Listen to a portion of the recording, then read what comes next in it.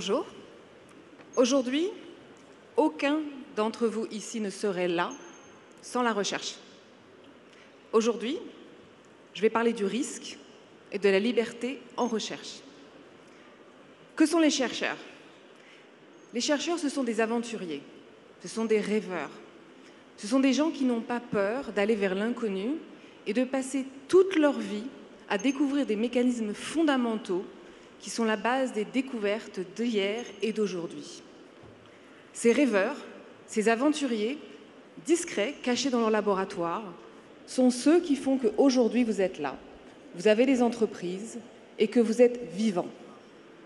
Ces scientifiques et ces découvertes extraordinaires sont celles qui nous ont apporté les antibiotiques, sont celles qui font que nos enfants survivent, sont celles qui ont découvert, il y a plus récemment, l'immunothérapie qui est en train de changer complètement le traitement des cancers. Ce sont ceux qui ont découvert CRISPR, qui fait que maintenant il y a un espoir pour les maladies génétiques. Ça, ce sont les scientifiques. Ce sont des aventuriers, ce sont des gens qui ont besoin absolument de liberté. Maintenant, prenez ces aventuriers, l'un d'entre vous sont des aventuriers, et mettez-les dans une toute petite boîte.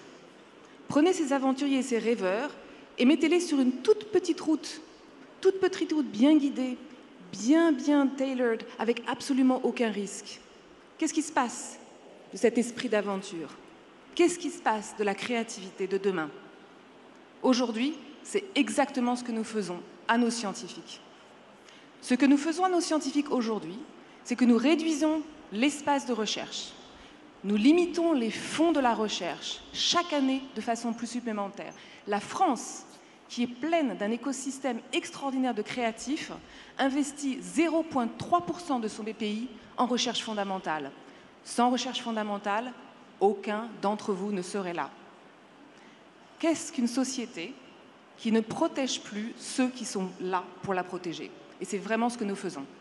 Ce que nous faisons aussi, c'est que nous éliminons le risque et la liberté de la recherche en limitant les fonds, en limitant les opportunités pour les scientifiques, en ne les respectant pas, en ne protégeant pas les salaires des scientifiques. Nous nous retrouvons dans un système dans lequel notre économie est en danger, mais le futur de nos enfants aussi. De ne pas investir dans la recherche a des conséquences très graves. Si on n'investit pas dans le début de la ligne, il n'y aura pas de chaîne. Vous ne serez plus là. Je voulais vous rappeler aussi une chose importante, c'est que si l'on continue à faire ça, on va voir un déclin encore plus profond de l'engagement des jeunes en recherche qui se produit déjà.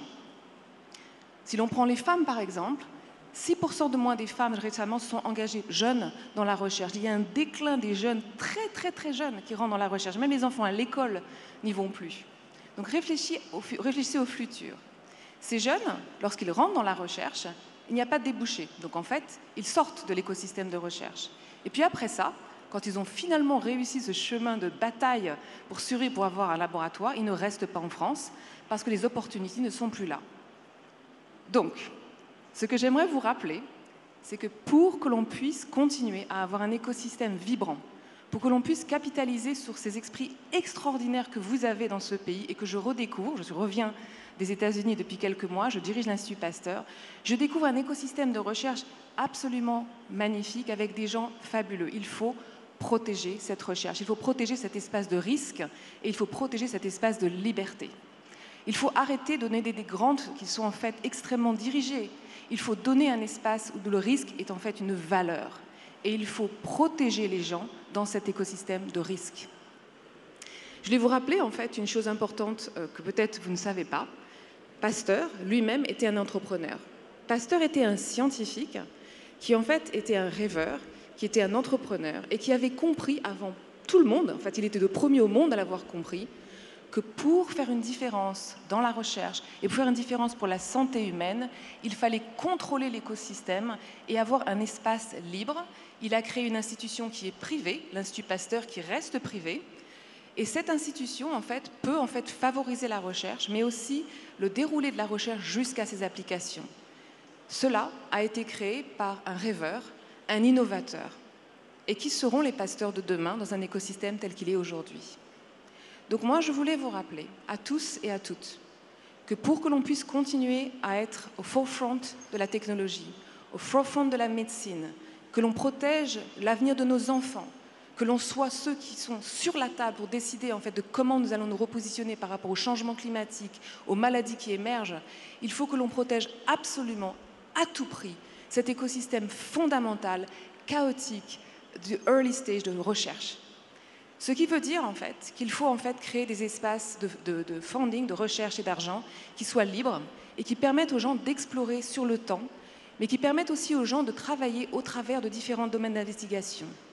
La recherche ne peut pas être limitée à la physique, à la biologie. Nous devons parler, nous devons créer des écosystèmes de multidisciplinarité.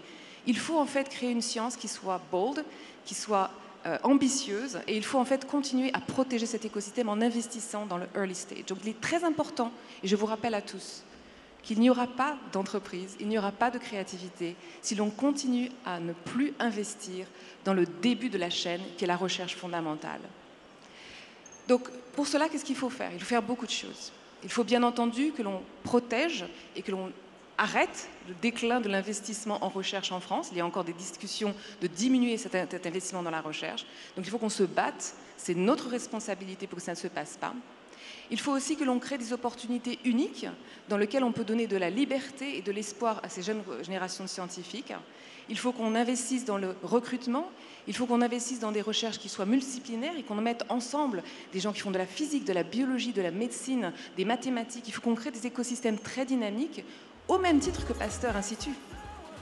Donc je voulais vous rappeler, il faut que l'on se protège tous et qu'on protège cet écosystème et que pour cela, il faut que l'on se rappelle que la recherche fondamentale a été la base de toutes les découvertes qui ont changé le monde et que l'on peut continuer dans cette démarche en France, mais pour ça, il faut qu'on protège cet écosystème.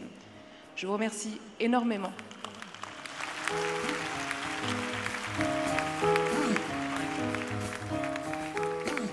Hold on to me, don't let me go. Cheetahs need to eat, run antelope. Your first name is King, last name is Dumb, 'cause you still believe in everyone.